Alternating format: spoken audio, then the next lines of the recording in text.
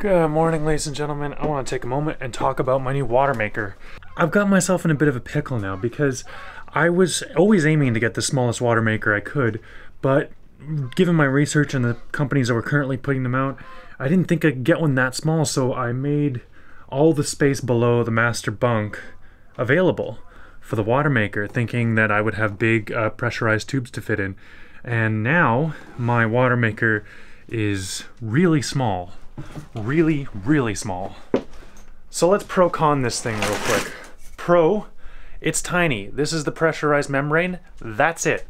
It's a 4 gallon per hour, which would be a con for other people, but for me, I don't mind that it puts out a little bit of water very slowly because I can run it indefinitely. Another pro, it looks like it burns no more than 100 watts to run that motor, and given how much power I'm making on board, that is a joke. That's a pretty big pro. Another pro is that it's very modular. These pieces are pretty interchangeable. They're very generic, and they're pretty easy to get, I think. A last pro, of course, is that it was $1,000 for an unused water maker. This thing has never been installed, and yeah, it's only a few years old, so I'm pretty happy with it. It does, of course, raise a bit of an issue in that now I have to think of a new plan as to where to put it. And I think I'm going to put it in the head. That way, all my waterworks are on the starboard side of the boat. Makes things a little bit simpler for plumbing, but yeah. And because this boat originally was made very bare bones, there are no through holes below the waterline. So I have to install one of those, which means I need to do it on a working tide. And I need to buy one. I don't have one yet, so we'll figure that out in a bit. But yeah, I wanted to go over the water maker really quick. I'm not going to install it in this video because I don't have some of the hardware I need, and also yeah, I want to think a bit more about where I actually want to put it in the head area. But it's going to go down there somewhere low, but unfortunately on these catamarans there aren't too many places that are actually below the water line. It's kind of tricky. We'll figure it out.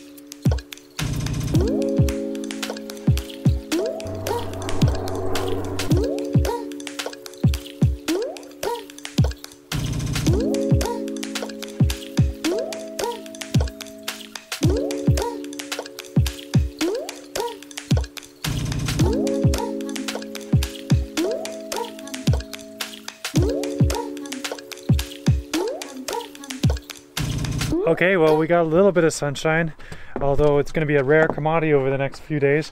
So I got some of my work done here on the dinghy, tore out the old bench, laid in the new one.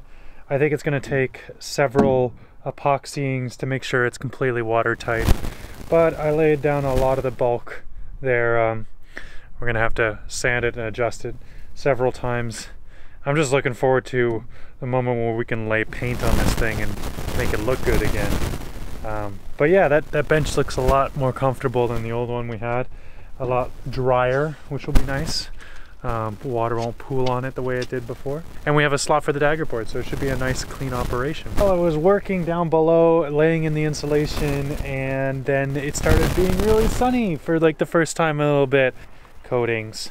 But yeah, starting to take shape. Very excited to paint this thing and maybe sail on it soon, which would be really cool. But the sun is setting and it's time for me to make a little bit of dinner and move back into the bunk below and put some vapor barrier up. So that'll be the next thing. I'm hoping to get it at least all sealed up before Melly gets here this weekend, and then she'll be able to paint it. It's gonna be exciting to have that painted.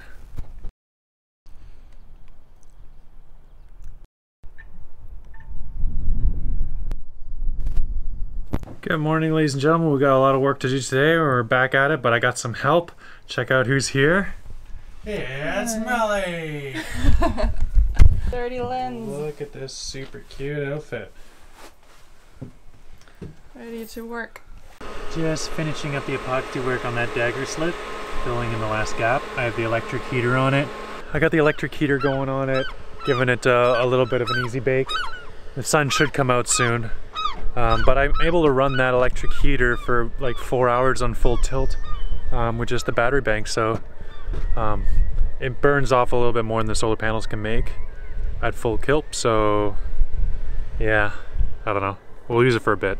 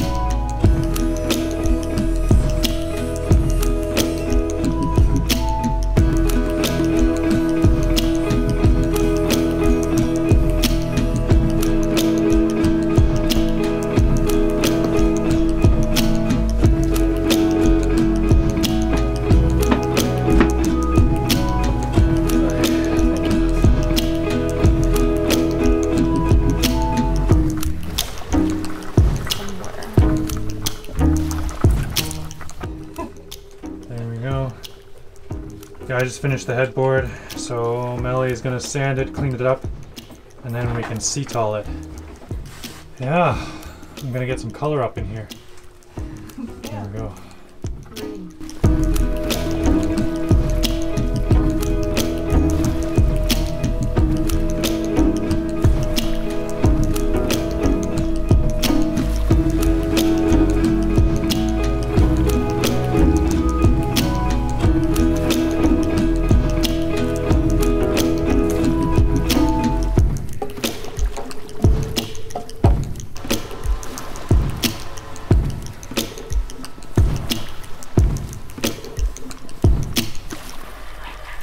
Roof lunch.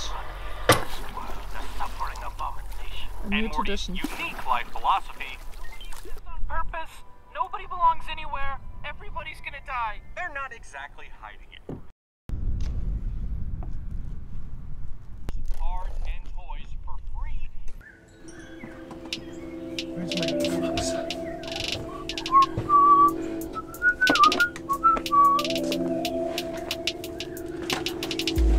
Chicken wing.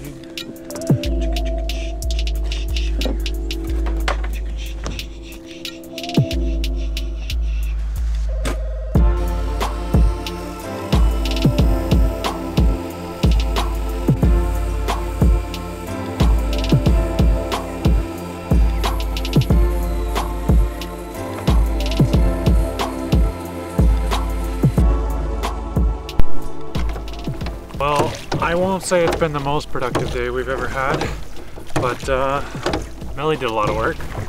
I worked on electrical stuff and had some of it fry in my face and not work out, and some plumbing stuff, which did work out, but was just a repair, so it's not exactly exciting. Yeah, but tonight we're gonna go and hang out with Lynn and Vern, and we're gonna have a pizza and movie night, and I think that's all we need, really, after a decently unsuccessful day. Nice relaxing evening with friends. I'm down with that.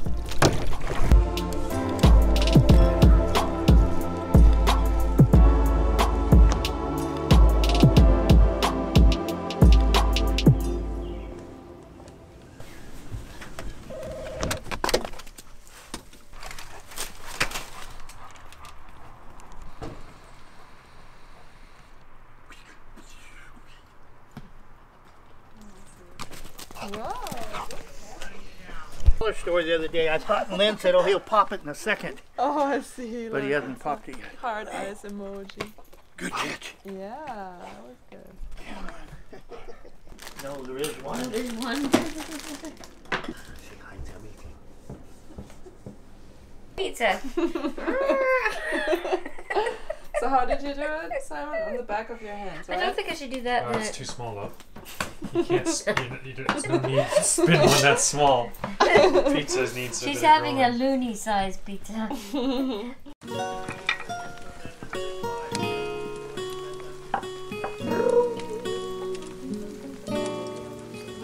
have you got?